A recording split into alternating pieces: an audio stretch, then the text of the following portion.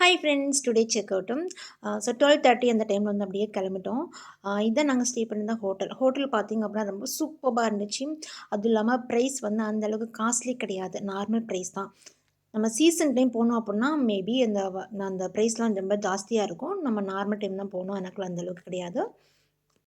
So அந்த time பார்த்தீங்க அப்படின்னா நல்லா க்ளவுடியாக இருந்துச்சு, கிளைமேட் செமையாக இருந்தது. ஸோ லைட்டாக மழை தூரிச்சு.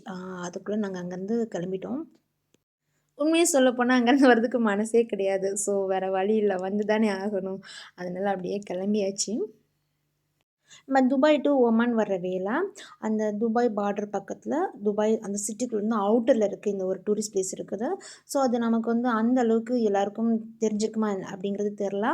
பட் நம்ம வந்து என்ன பண்ணோம் அப்படின்னா, சரி ஃபுட்டு சாப்பிடலாம் அப்படின்னு தான் இறங்குனோம். இறங்கி பார்த்தா அதுக்குள்ள நெறைய க்ரவுட் இருந்துச்சு. ஸோ அதுக்குள்ள உள்ள போக அங்க வந்து சூப்பரான ஒரு அரேஞ்ச்மெண்ட் பண்ணி வச்சிருக்காங்க. இதுதான் ஹட்டா வாதி கப் அப்படிங்கிற ஒரு பிளேஸ் தான்.